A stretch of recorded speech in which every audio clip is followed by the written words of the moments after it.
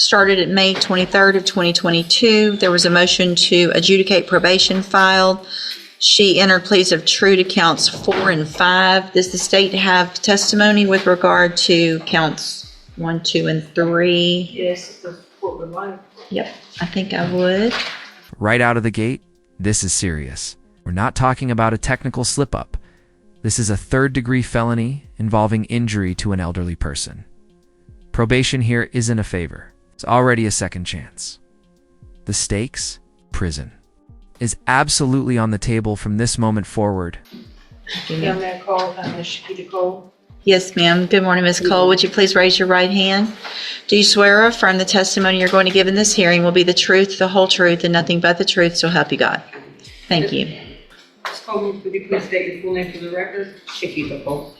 How are you employed? I'm employed at Jackson County Adult Probation. And as an adult probation officer, is it your responsibility to supervise an individual on this court's probation by the name of Devon Atkins? Yes. Do you see Ms. Atkins in the courtroom here today? Yes. Can you point to her and identify her? Right here in the blue jumpsuit. Your amended record reflect Ms. Cole has identified your probationer, Devon Atkins. Record will so reflect. And Ms. Printing. Cole, as with every probationer, when they are placed on the court's probation, are they given the rules and restrictions placed upon them and what they are supposed to do to follow the court order? Yes. And each one of those in detail is gone over with them so that they understand everything that they're required to do, correct? Yes. Was Ms. Atkins so advised? Yes. At her intake? She was advised at her intake and at a TTM at the Milton Center in person. Okay, and describe for the court what a TTM is. A treatment team meeting. Okay, so in your opinion, To this matters more than people realize. Legally, once the court proves you were clearly informed of probation conditions, the excuse of "I didn't know" is dead on arrival. Intake briefing, treatment team meeting, the court is building its foundation brick by brick. Ms. Cole, as her probation officer, was Ms. Atkins fully apprised and aware of what she was required to do on probation? Yes. And were in fact a majority of those things intended to help her? Yes. Was she advised that she was to report to the Community Supervision Department when directed by yourself and the court? Yes. And did Ms. Atkins, based on your review of the file, fail to do that on multiple dates, including but most likely not limited to November 4th of 2024, November 19th of 24, and was that in violation of her probation order? Yes. Did you address that with her and inform her it is important to report if you have something come up you need to let me know? Yes. And did she do that? No. Was Ms. Atkins as a condition? Here's the red flag moment. Failure to report isn't Smollett's defiance in the court's eyes. Judges see this as, if you won't even check in, why should we trust you at all? This is how probation starts collapsing fast. Of said probation ordered to perform community supervision hours. Yes. And to report those to you. Yes. Obviously, if you do not know that she has completed them, even if she has, is that a violation of her probation? Yes. To your knowledge, based on your review of her file and your supervision of her, did she either complete the hours or immediately report to you? Sorry, I'm reading that one. No wonder everyone's looking at me. I was about to say, I know, I was about to, Community service. Well, that is in fact a condition of probation, right? Is it also a condition of probation that she is to report to you as her address and so that you know where she is at all times? Yes. And if she does not do that, is it impossible for you to locate her? That is And correct. did she in fact immediately report to you her current address? No, she did not. Anything else? I know you and I have had a lengthy discussion about her that you feel would be appropriate for the court to know in conjunction with your testimony and your updated PSI. The main thing is her mental health. She refuses to address that. We've made appointments for her with Spinaltop and she didn't attend the appointments. She's 100% when she was out unmedicated. So that kind of interfered with her completing her services. And she maintained contact with the victim in the case. So that part, her grandmother was trying to be there for her because of the mental health difficulties. And that's the main thing that we were trying to get her to address. Okay. Can I address anything? In a minute. This is the turning point. Health help was offered and refused. Missed appointments, unmedicated, and still contacting the victim. For a judge, that's not confusion. That's danger plus risk. And courts are legally obligated to protect the public first. Mr. Lewis, do you have any questions? Hold on, ma'am. You're going to get an opportunity, okay? Mr. Lewis, do you have any questions of Ms. Cole? Just briefly, during your supervision of Ms. Atkins, were you able to supervise her at points when she was on her medication and not on her medication? The entire time she has not been on her medication. So she's been unmedicated this entire time? Yes, sir. Your supervision? Okay. Anything else? Nothing else. All right. Thank you, Ms. Cole. Any other witnesses with regard to the allegations? Based on the testimony, Unless I may ask, Ms. Cole, Judge, Yeah. and you stated that earlier, Ms. Evelyn Thibodeau, I believe that is her grandmother, correct? Yes, respectfully. hold on, ma'am. At some point in time in November of 2024, was Ms. Atkins violating the condition the court had imposed that she not to have contact with Ms. Thibodeau for Ms. Thibodeau's safety? Yes. Thank you, Judge. Any questions about that? About No. the count, that's count A with the Right. contact? Okay. Then, at this time, based on the testimony, I am going to find count 1, 2, 3, 6, 7, and 8 true.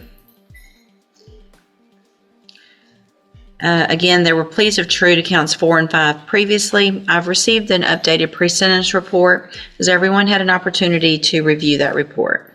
Yes, ma'am, Judge. Any additions or corrections to that report? No, from the bench, Judge. Nothing from the state, Your Honor, unless Ms. Cole has something to add. Do you have anything to add that's not already in your report? No.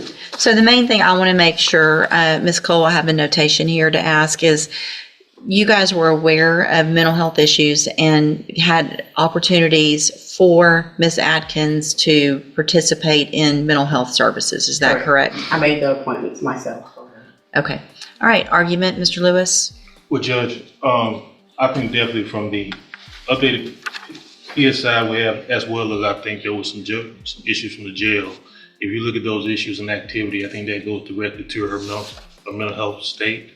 Unfortunately, she has not been on a mental health caseload. I think that definitely would benefit her, as well as, being able to take advantage of any services that phenotype MHMR may have, or any programs that probation deems appropriate for her. I have had conversations with her, and meaningful conversations with her, where she has addressed to me her desire to take advantage of those activities if those available to me.